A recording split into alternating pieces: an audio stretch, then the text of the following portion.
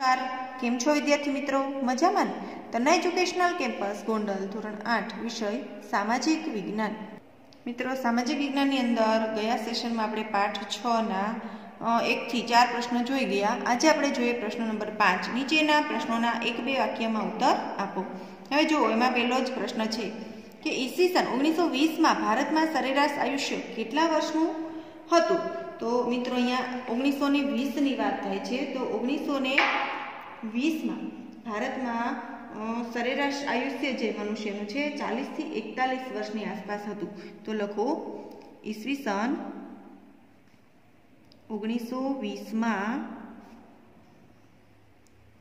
भारत में सरेराश आयुष्य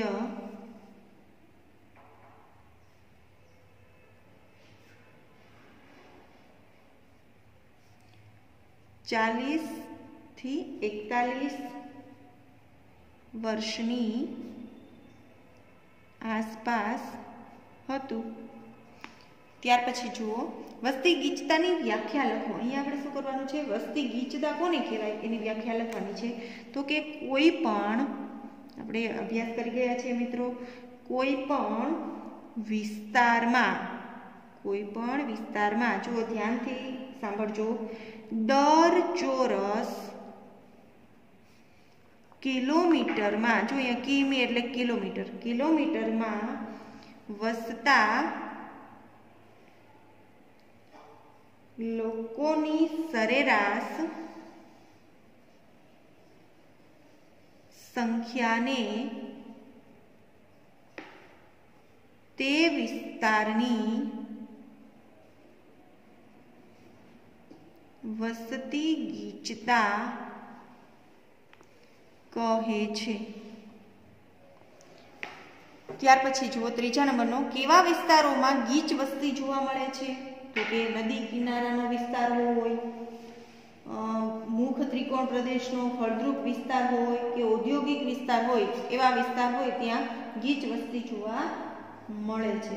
तो लखो नदी किनाराना मैदानो,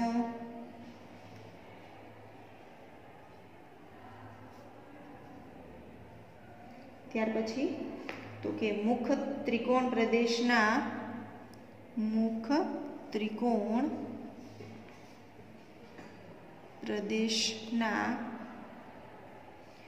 फळद्रुप विस्तारो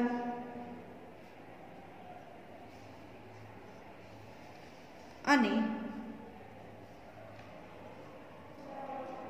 औद्योगिक विस्तारोमां गीच वस्ती जोवा मळे छे। त्यार पछी केवा प्रदेशोमां वस्ती गीचता ओછી होय छे? तो के ज्यां पहाड़ी विस्तार होय, रण प्रदेश होय, ठंडा प्रदेश होय तेमां। तो लखो ठंडा प्रदेशो, दुर्गम पहाड़ी विस्तारों के ज्यां जवुं मुश्केल होय तेवा पहाड़ी प्रदेशों अने गीच जंगलों, रण प्रदेशों,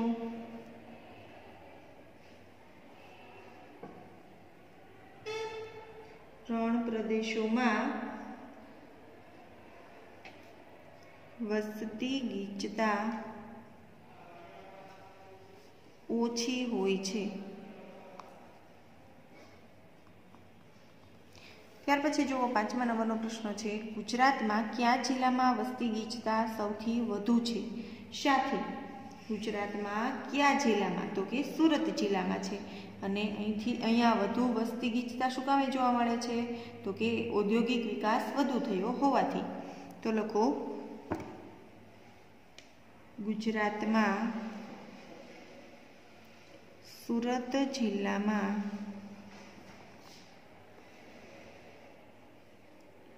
औद्योगिक विकास વધુ થયો હોવાથી વસ્તી ગીચતા સૌથી વધુ જોવા મળે છે। ત્યાર પછી જુઓ 6થા નંબરનો પ્રશ્ન છે, ભારતમાં સૌથી ઓછી વસ્તી કયા રાજ્યમાં છે? તો કે ભારતમાં સૌથી ઓછી વસ્તી હોય બરાબર એ લક્ષદ્વીપમાં છે। ક્યાં છે? લક્ષદ્વીપમાં। તો લખો ભારતમાં સૌથી ઓછી વસ્તી લક્ષદ્વીપ જે ટાપુ છે ને લક્ષદ્વીપમાં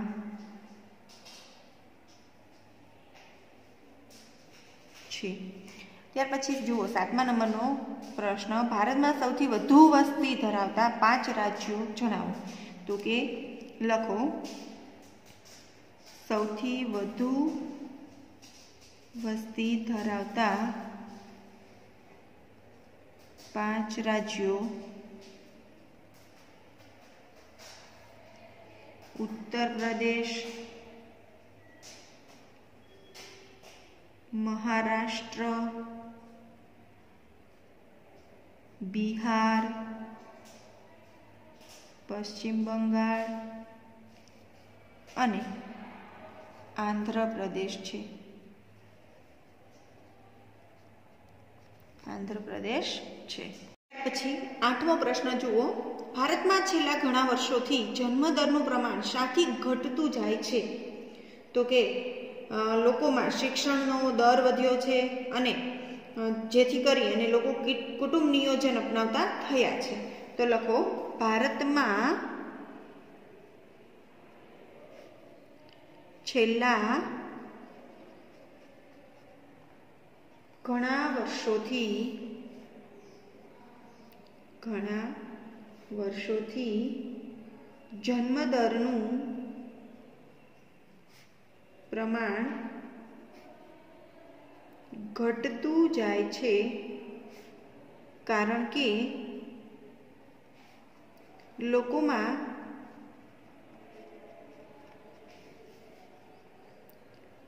શિક્ષણનો દર વધ્યો છે, તેથી લોકો કુટુંબ નિયોજન અપનાવતા થયા છે। કુટુંબ નિયોજન અપનાવતા થયા છે। ત્યાર પછી 9મો પ્રશ્ન, ગ્રામ્ય વિસ્તારોમાં જન્મદરનું પ્રમાણ શાથી ઊંચું રહે છે?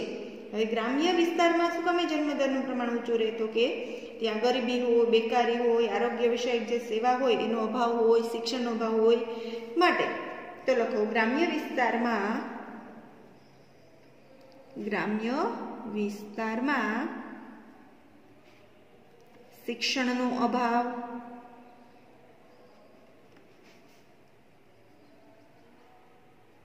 આરોગ્ય વિષયક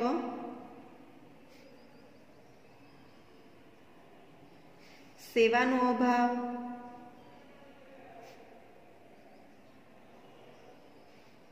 ગરીબી, બેકારી, ત્યાર પછી પરિવાર નિયમનની સમજનો અભાવ, પરિવાર નિયમનની સમજનો અભાવ જોવા મળે છે। માટે જન્મદરનું પ્રમાણ ઊંચું રહે છે। ત્યાર પછી 10મો પ્રશ્ન જુઓ, મૃત્યુદર નીચો કઈ રીતે લાવી શકાય છે? તો કે મૃત્યુદર છે એને સંશોધનો, તબીબી સારવાર, દવાઓ, રસીકરણ, રોગ નિયંત્રણ વગેરેથી મૃત્યુદર નીચો લાવી શકાય છે। તો લખો સંશોધનો, તબીબી સારવાર, દવાઓ, રસીકરણ, રોગ નિયંત્રણ ત્યાર પછી આધુનિક ટેકનોલોજી એટલે કે અદ્યતન ટેકનોલોજી,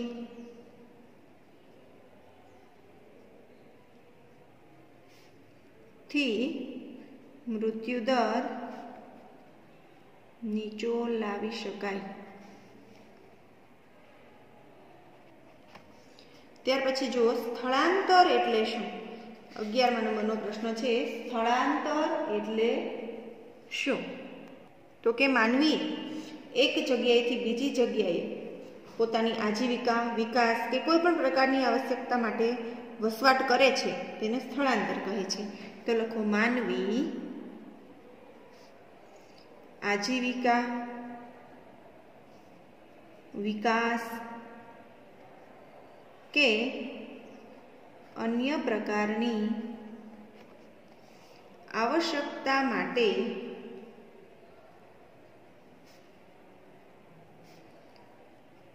એક સ્થળેથી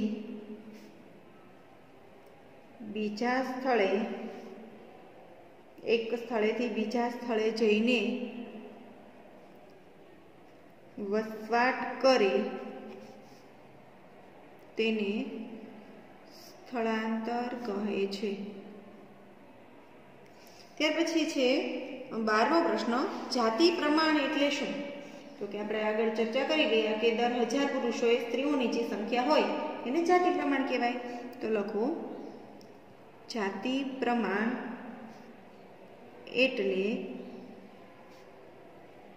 દર 1000, ખાસ યાદ રાખજો અહીંયા 10,000 નથી, દર 1000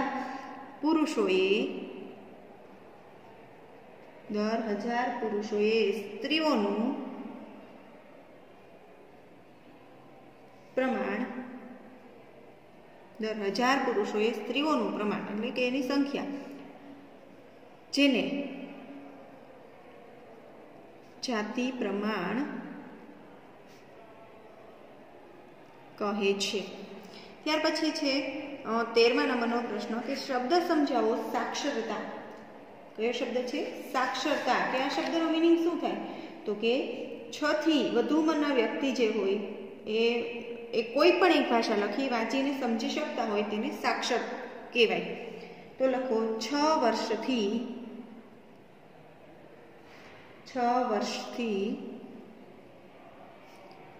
વધુ ઉંમરની જે વ્યક્તિ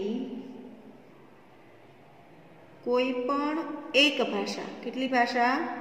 કોઈ પણ એક ભાષા વાંચી લખીને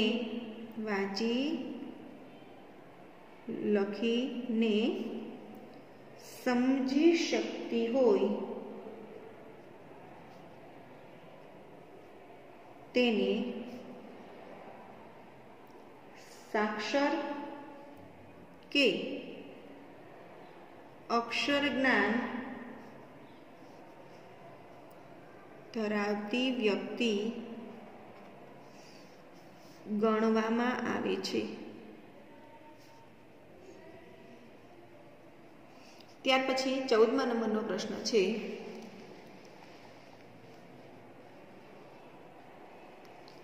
દેશની વસ્તીમાં કયા પ્રકારના પરિવર્તન જોવા મળે છે? હવે દેશની વસ્તીની વાત થાય છે કે એમાં કયા પ્રકારના પરિવર્તનો જોવા મળે છે?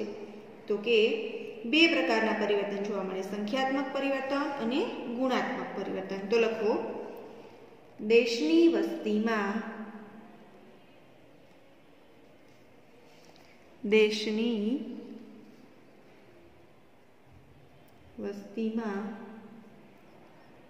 2 પ્રકારના પરિવર્તન જોવા મળે છે. એક સંખ્યાત્મક પરિવર્તન, બીજો ગુણાત્મક પરિવર્તન. એક સંખ્યાત્મક પરિવર્તન અને બીજું છે ગુણાત્મક પરિવર્તન. ત્યાર પછી જુઓ 15મા નંબરનો પ્રશ્ન છે, વ્યાવસાયિક માળખાના કેટલા અને કયા કયા ભાગ પડે છે? તો કે વ્યાવસાયિક માળખાના કેટલા ભાગ પડે છે? એક કામ કરનાર જૂથ અને બીજું કામ નહીં કરનાર જૂથ.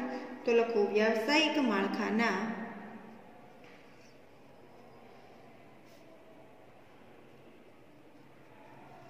બે ભાગ પડે છે.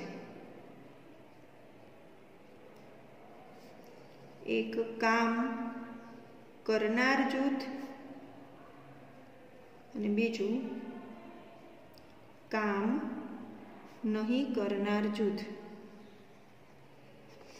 ત્યાર પછી જુઓ 16મા નંબરનો પ્રશ્ન છે, ભારતમાં કઈ બે ભાષાઓને સત્તાવાર ભાષાનો દરજ્જો આપવામાં આવ્યો છે? તો કે હિન્દી અને અંગ્રેજી ભાષાને. તો લખો ભારતમાં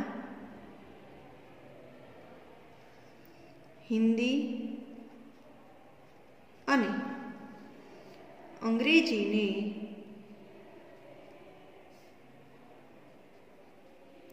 સત્તાવાર ભાષાનો દરજ્જો આપવામાં આવ્યો છે. ત્યાર પછી જુઓ મિત્રો 17મા નંબરનો પ્રશ્ન છે, માનવીનું આરોગ્ય એટલે શું? તો કે માનવી છે એ શારીરિક, માનસિક, આર્થિક અને સામાજિક તેમજ આધ્યાત્મિક તત્વો સાથેની સમૃદ્ધિને માનવીનું આરોગ્ય કહે છે. તો લખો માનવીની શારીરિક, માનસિક, આર્થિક, સામાજિક અને આધ્યાત્મિક તત્વો સાથેની સમૃદ્ધિને માનવીનું આરોગ્ય કહે છે. ત્યાર પછી જુઓ 18મા નંબરનો પ્રશ્ન, ભારતના સૌથી ઓછી વસ્તી ધરાવતા કેન્દ્ર શાસિત પ્રદેશ જણાવો. તો કે લક્ષદ્વીપ ટાપુ, દમણ અને દીવ, દાદરાનગર હવેલી, અંદમાન નિકોબાર અને સિક્કિમ વગેરે. તો લખો સૌથી ઓછી વસ્તી ધરાવતા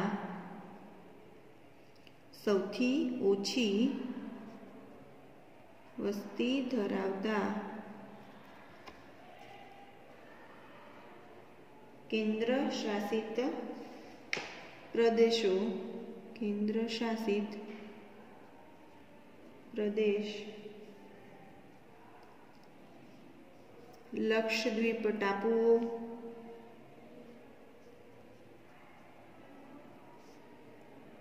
દમણ અને દીવ, દાદરાનગર હવેલી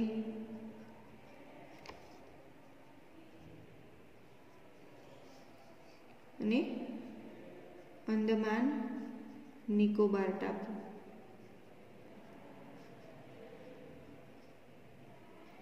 વગેરે છે. તો વિદ્યાર્થી મિત્રો અહીંયા આપણે આપણો જે છઠ્ઠો પાઠ છે માનવ સંસાધન તે પૂર્ણ કરીએ છીએ. નેક્સ્ટ સેશનમાં આપણે પાઠ નંબર 7 તરફ આગળ વધીશું. અસ્તુ. જય મહાદેવ.